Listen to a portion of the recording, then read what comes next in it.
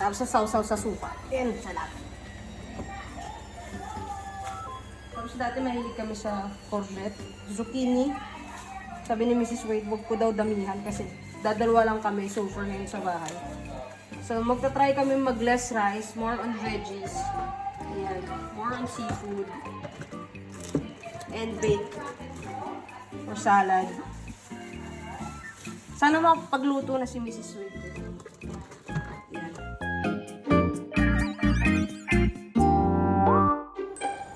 What's up mga ka-TWP? Kamusta na po kayo? Today, guys, tayo ng aming rep. And let's see kung ano ang nasa rep ng Team Wave Paris. Kakapamalengke lang namin, malinis ko na rin yung rep. So, inayos na namin ano nga ba yung mga kinakain namin, kung ano yung binibili namin. So far, inaayos yung mga gulay. So, tignan nyo. So guys, bumili kami ng gulay. Today kasi, ang mga pinagbibili namin, more on gulay, saka more on seafood. Kasi masyado na kaming nauumay sa karne. So, liit lang yung ref namin, just for the 3 of us. So, bumili ako nito, yung ceiling haba, pang dynamite, saka pang gawa na, pang sahog sa iba. Kamatis, mahilig kami sa kamatis. Gusto namin to yung cherry, yung kamatis. Favorite ni Luis. Favorite yan ni Luis. And then, eggplant. Siyempre, lang tayo. Hindi na kami bumibili ng masyadong marami ngayon kasi nasisira. So, mga hanggang 2 pieces lang. Pang torta or pang namin, pang prito. Gusto namin mukbang ng bongga. And then, okra, madalang kayo makahanap ng okra, medyo may kamahalan. So nilalagay na lang namin siya ng ganyan kasi wala naman kami masyadong space, pero hindi naman siya nasisira. So, make sure lang na ventilated sila. Tapos yan, konti na lang yung binili namin na carrots kasi the last time bumili kami ng carrots, kakatapong ko lang nasira siya kasi hindi kami rin makapagluto masyado. So, yan, bumili kami ng mga pagkain ngayon na lulutuin namin kasi ang gusto namin light ang pagkain kasi mainit dito sa Paris. At ang ingay ng machine. So guys, dahil mainit, speaking of mainit, meron kaming pipino. Tapos sasaw-saw sa suka. Yan, salad. Tapos dati mahilig kami sa courgette, zucchini. Sabi ni Mrs. Wade, wag ko daw damihan kasi dadalwa lang kami so far ngayon sa bahay. So, magta-try kami mag less rice, more on veggies. Ayan, more on seafood. And baked. Or salad. Sana makapagluto na si Mrs. Wade.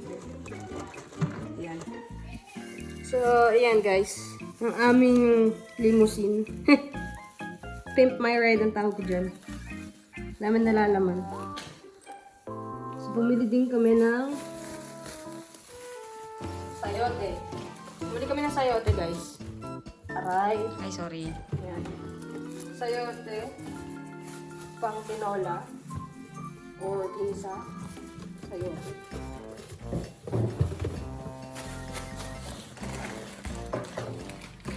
So kami nag-stock kami ng mga pang 1 week and a half. Or yung iba for 2 weeks. Pero yung matagal yung nasira.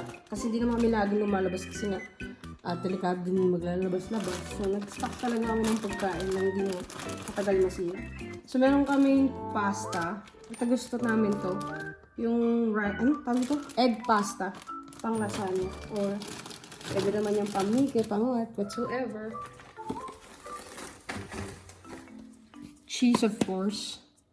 So, marami pang laman naman dito. Meron pa, pero ano lang to, like jam, tapos yung mga salsa. Ito ano to, sauce para ng Salad. Nang? Salad. Hindi, sauce siya ng siomay, chili sauce. Ginawa ko. Tapos syempre hindi nauubusan ng juice. Saka yogurt. Kasi si Liz, talaga ang nag-dessert niya yogurt. And ito yung pang namin, heavy cream, pang carbonara. Gumawa din pala ako ng tawag dito, kimchi. Hindi ko pa siya natatry kasi mainit na ang panahon. So, pwede mo naman siyang stock sa bahay. Sa ref mo ng up to months. Pero you have to check it sometime. Natikman ko siya isang beses. Yun, sobrang napaanghang ng bongga. Kahanap ako ng red hotdog. So, dito lang yan. Hindi ko siya fini-freezer. Kasi, kinakain naman agad-agad. Favorite. Yan, yung ham. And of course, burrata. Yan. Kung napanood yung isa namin vlog, meron kaming burrata doon. Favorite talaga namin yan ni Mrs. Wade. Ang aming, ang tawag doon? Appetizer. Of course, bawang. Pero hindi namin nilagay ang bawang sa ref. Salad. We have salad. Sa pinunta namin, hindi masyadong kamahalan. Pero lahat talaga ngayon, nagmahal na presyo. Ang hirap ng budget.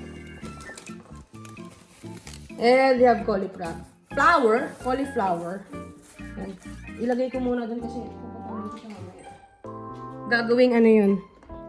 Baked cauliflower. Of course, cheese. Hindi alam pang mahilig kami sa cheese.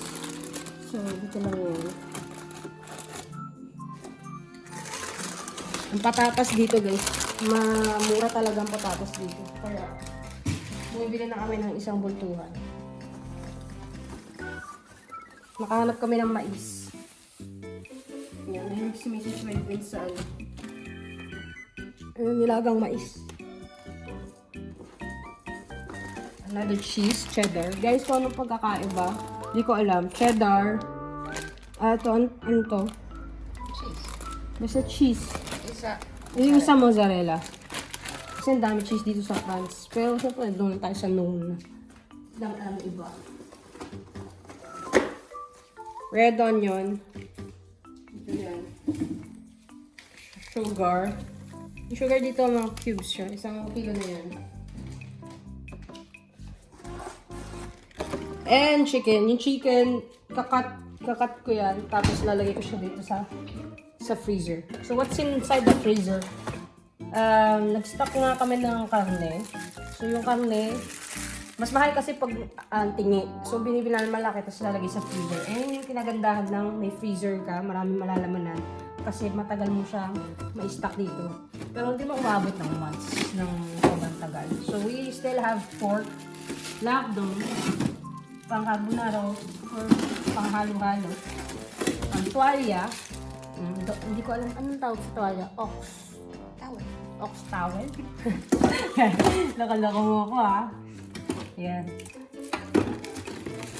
Meron pa kayong fries. Ito para kay Luis. Pero di niya trip. Siyempre di nawawala ang yellow. Medyo makalat to guys kasi hiwa-hiwalay. Depende kasi sa size. Malit lang din kasi to. So, bumili pala kami kanina ng crabs. Ayan. Frozen siya kasi wala kami makitang fresh. Pero, okay na yan. Pamumukbang din yan. Ayan. Yellow hindi nawawala. Fishball. Paa ng baboy. Ayan. Ice cream. Smarties. Tapos, meron kaming bangus. Frozen kasi frozen naman talaga ang bangus dito. Tapos, yung bultuhan ng anyo. O yung lamb. Yan. Tapos, spinach na frozen. So, yun. So, yung chicken, hahatiin namin kasi nga, masyado siyang malalaki. Ano pa ba meron? Bumili kami nito, pang lumpiang sariwa. Yung pang Vietnamese, gagawa daw si Mrs. Wade. At gagawa din kami ng baked salmon. So, Big salmon. Baked salmon. Baked sushi. Baked sushi pala. Sushi, salmon. Salmon! Ayan. So, sa mga susunod na araw, yan, magluluto-luto kami. And going here, yung beef. Yan o, medyo mahal siya. Pero kaysa naman mag-restaurant, bumili na lang, lulutuin na lang. Kasi dito sa France, yan, kinakain nila yung atay ng baka. Masarap magluto ng ganyan si Mrs. Wade. Tapos yung isa is fillet ng, ano to, beef din, no? 2 pieces lang. Kasi naman mag-restaurant ka, diba? formal dinner kami ni Mrs. Wade with candlelights kasi dalawa lang kami yun sa bahay. So yan, labing-labing, formal dinner. Dumandang kami sa Chinese. Ang good, maganda kasi dito sa amin. Very convenient. May Chinese store na. So yung mga ibang Pinoy products, ayan, may marka Pinoy. So, meron din pala kaming peanut butter pag nagkakari-kari ako. And then, of course, banana. Magba-banana challenge tayo. So, ayusin na niya mamaya. So, ano ba meron? Nectarine and apple. Kontiyan lang kasi nga hindi masyadong nakakain. So, yan. Ayusin nga siya mamaya. So, guys, I hope you like this video. Kung anong nasa ref namin, kung anong pinagbibili namin today, and kung anong kinakain ng Team Wade Paris. So, guys, don't hesitate to comment, to have suggestions kung anong gusto nyo makita sa susunod naming vlogs. So, again, mga ka-TWP, we'll see you soon and we'll see you around. You have a good day. Don't forget to like, to share, and to subscribe to Team Wade Paris. Ciao!